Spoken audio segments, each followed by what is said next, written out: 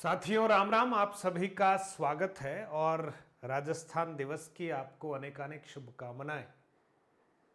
30 मार्च है और हम सभी राजस्थान के निवासी हैं और राजस्थान की पावन धरा पर आप सभी को मेवाड़ की तरफ से अनेकानेक शुभकामनाएं हैं।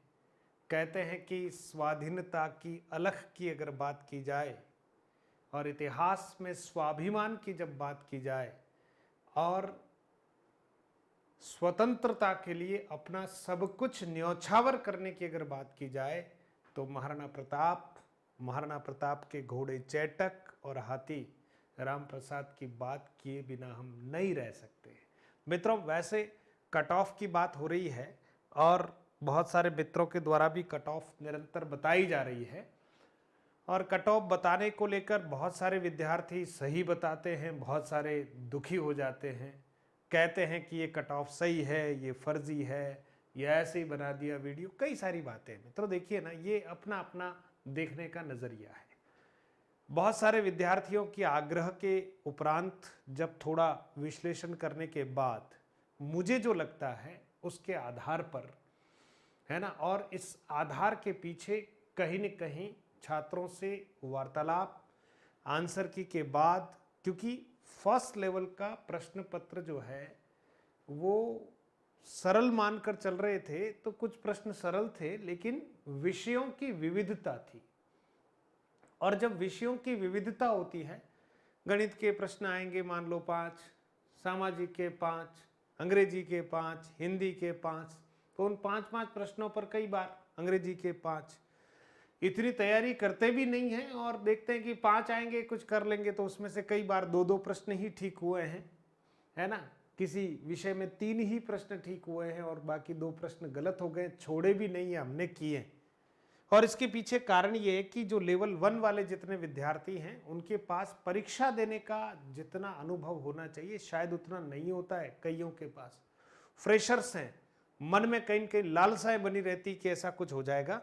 तो आइए आज हम थोड़ा सा कट ऑफ के ऊपर जो चिंतन है उसको आपके समक्ष रख रहा हूं। आप इससे सहमत हो या ना हो,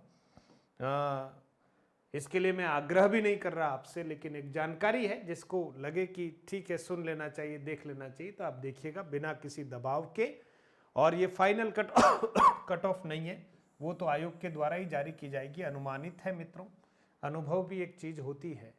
आप लोग थोड़ा सा साल भर पढ़कर, है ना, इतना मन में मग्न हो सकते हो कि बहुत अनुभव हो गया।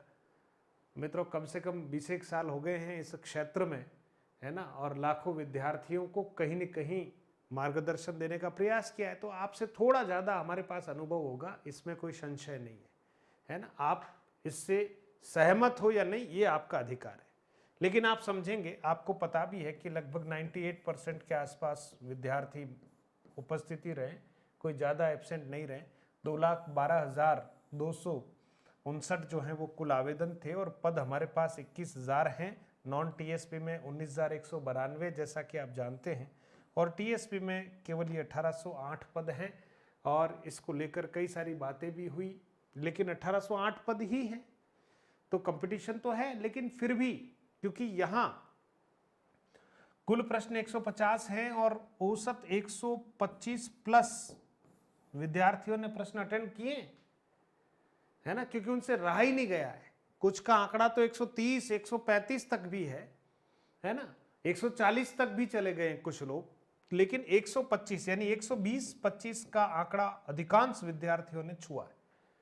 और इस 120-25 में आंसर के आने के बाद ये पक्का है कि 4-5 प्रश्न जैसा भी वो डिलीट वाला मामला वो तो हो गई, और उसके साथ 5 प्रश्न तो हम भी आते हुए गलत कर ही देते हैं। ये एक ह्यूमन टेंडेंसी है, यूं कह सकते हैं, या एग्जाम फोबिया होता है। वहां भले किसी को भी एग्जाम भवन में बिठा दो, आते हुए 5 प्रश्न गलत कर ले तो कोई आश्चर्य नहीं, ये सबके साथ होता है।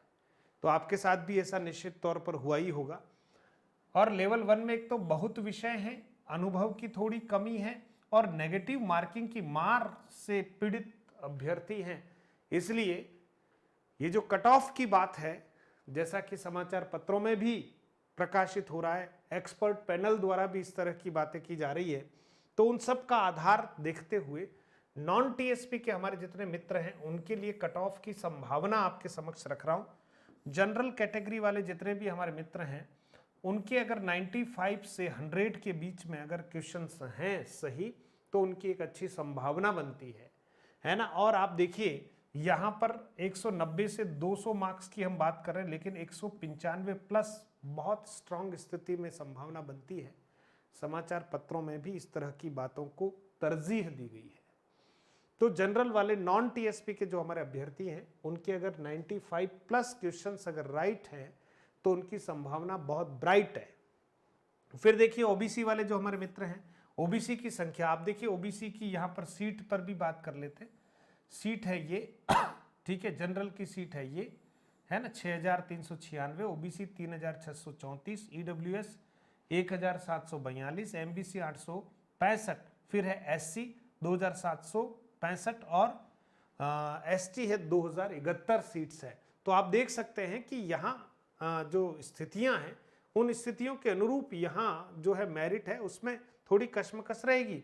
ओबीसी और जनरल में बहुत ज्यादा फर्क नहीं रहेगा क्योंकि सीट ओबीसी की अपेक्षाकृत कम है और रश ज्यादा ओबीसी में, रश ज्यादा है।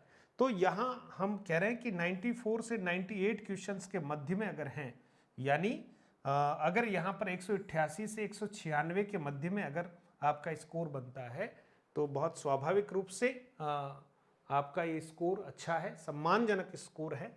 मेल फीमेल को लेकर एक दो क्वेश्चंस का या एक दो तीन मार्क्स का अंतर रहता ही रहता है।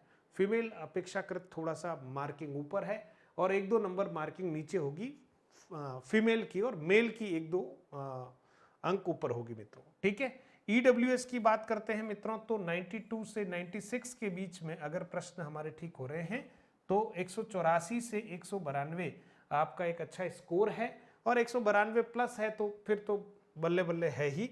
एमबीसी जो है उनके 89 से 93 के मध्य अगर प्रश्न कर रखे हैं, और अंकों की बात करें तो 178 से 186 के मध्य में। और आपको पता है कि मेरिट में जब कट ऑफ आएगी तो 188.36 ऐसा भी आ सकता है, 179.33 ऐसा भी आ सकता है, क्योंकि आप जानते हैं कि पॉइंट्स में जो है कट ऑफ आएगी हमारे सामने, संभव है। फिर एससी की बात करें मित्रों तो 85 से 89 के बीच में इनकी स्थिति बड़ी मजबूत है, 170 से 178 के बीच में अगर उनके मार्क्स हैं। और एसटी कैंडिडेट जितने हैं तो 80 से 85 इनकी नॉन टीएसपी में ये मेरिट रह सकती है। तो 160 से 170 के मध्य में उनके अगर अंक हैं तो उनकी स्थिति बहुत अच्छी है।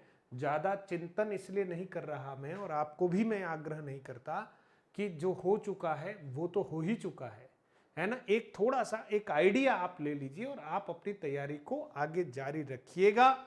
जिस दिन फाइनल आंसर की आएगी, आपके भाग्य का जो उदय होने वाला है उसको कोई नहीं रोक सकता मित्रों। इसलिए न तो बहुत मायूस होना है, न बहुत प्रसन्न होना है। जब तक फाइनल आंसर की और रिजल्ट हमारे सामने नहीं आता तब तक हम सभी संभावनाओं के घेरे में चल रहे हैं। तो ठीक बात है ना। बहुत कम होगी नहीं, ये आपको पता है। अच्छा, विडो, डिवोर्सी और हैंडीकैप जितने भी हैं उनका कैटेगरी वाइज अगर मैं देखता हूं तो 55 से 65 के बीच में कैटेगरी वाइज हो सकता है कि कुछ जैसे एससी एसटी में कुछ 55 से भी नीचे जो है वो प्रश्न अगर कोई करेगा तो हो सकता है कि वो लगभग 50 के आसपास भी चला जाए, मामला संभव है। एक्स सर्विसमैन 45 प्लस प्रश्न की बात कर रहा हूं तो इंटू 2 कर दीजिएगा नंबर के लिए, तो 45 प्लस प्रश्न अगर किए हैं तो एक्स सर्विसमैन लगभग सभी का चयन हो जाएगा। और फिर बात करते हैं मित्रों अब टीएसपी की, क्योंकि टीएसपी में पदों की जब बात करते हैं तो 1808 पद हैं जो बहुत कम है, और टीएसपी क्षेत्र मध्य प्रदेश से लगा हुआ है। इस क्षेत्र में एसटीसी करने वालों का यानी बीएसटीसी करने वाले बच्चों की संख्या में बेतहाशा वृद्धि हुई है पिछले कुछ 4 सालों में, यूं मान लीजिए बेतहाशा वृद्धि हुई है। तो यहाँ भी चुनौती तो है, इसको नकारा नहीं जा सकता। जनरल और ओबीसी एक ही मामला है, मेल फीमेल में 2-4 नंबर का अंतर रहेगा, पक्की बात है। तो 85 से 90 मुझे ऐसा लगता है कि जनरल जो है 85 से 90 के बीच में एक अच्छा स्कोर रह सकता है, यानी 170 से 180 के बीच में, और 180 प्लस जिसके आ रहे हों वो तो बहुत बढ़िया है ना, ठीक बात है, उसमें कोई दिक्कत ही नहीं है। अब यहाँ एससी की अगर बात करते हैं मित्रों, तो यहाँ 175 से 80 के बीच में हम एक अनुमान लगा रहे हैं, यानी 150 से 160 अंक अगर आ रहे हैं तो स्थिति बहुत अच्छी है। और एसटी की बात करें तो 70 से 75 अंक प्रश्न है, और 140 से 50 के मध्य में अगर अंक आ रहे हैं तो उनकी स्थितियां भी बहुत मजबूत है। बस प्रार्थना करते हैं माँ शारदे से, परमात्मा से, कि आप चयन की दिशा में आगे बढ़ें और चैन की नींद आप सोएं। कुछ दिनों बाद फिर बेचैन हो जाएंगे क्योंकि ग्रेड बदलनी पड़ेगी आपको, लेकिन पहला टारगेट है कि आप कम से कम सफल हो जाएं। तो आपको, आपके घर वालों को, है ना, सबको बड़ी प्रसन्नता होगी, और हमें भी प्रसन्नता होगी कि कहीं न कहीं हमने भी छोटा मोटा जो प्रयास आपके निमित्त किया है, आप कहीं न कहीं किसी बच्चे का भला करेंगे उस रूप में, तो आपके लिए अभिनंदन है। और साथ ही साथ मित्रों, आप सबसे आग्रह है कि अगर लगातार आप जुड़े रहना चाहते हैं तो मधुरम हिंदी के इस चैनल को आप सब्सक्राइब कर सकते हैं मुस्कुराते हुए, और बिल्कुल आनंद के साथ सब्सक्राइब करें। आपको बहुत सारे हिंदी से संबंधित ज्ञान और कुछ नए विषयों का ज्ञान भी लगातार यहाँ देने का प्रयास किया जाता है। तो बस वही है, आनंद की पाठशाला है। आपकी इच्छा हो तो ज्वाइन कर लें, है ना, सब्सक्राइब कर लें, नोटिफिकेशन ऑल कर दें मित्रों। और आप मधुरम हिंदी प्रो नामक हमारा जो एक ऐप है उसको ज़रूर डाउनलोड करें। इसलिए कह रहा हूँ कि सिलेबस से लेकर, पुराने क्वेश्चन पेपर से लेकर, मोटिवेशनल वीडियोस से लेकर, paid courses, test series, free test series, सभी प्रकार की सुविधाएं इस ऐप में मौजूद हैं, और हम लगातार इसको अपडेट करते रह रहे हैं। तो आप इसको बिल्कुल ज्वाइन कीजिएगा मित्रों, डाउनलोड कीजिएगा। इस वीडियो के डिस्क्रिप्शन में मधुरम हिंदी प्रो जो हमारा ऐप है, इसका लिंक जो है वो शेयर किया हुआ है। और पीडीएफ वगैरह और जानकारी के लिए आप हमारे टेलीग्राम चैनल से जुड़ जाएं। टेलीग्राम चैनल का नाम भी मधुरम हिंदी है, यूट्यूब चैनल का नाम भी मधुरम हिंदी है, और ऐप का नाम मधुरम हिंदी प्रो है। ध्यान रखना, 2 ऐप हमारे चल रहे हैं, उसमें मधुरम हिंदी प्रो वाले को आप डाउनलोड कर लीजिएगा प्राथमिकता के साथ। तो बहुत बहुत धन्यवाद मित्रों, ऑल द बेस्ट। और हाईकोर्ट, एलडीसी या अन्य की कट ऑफ के ऊपर भी हम चर्चा करेंगे। तब तक के लिए आप मुस्कुराते हुए अपने विजय के अभियान को जारी रखिएगा, पढ़ते रहिएगा। बहुत बहुत धन्यवाद मित्रों।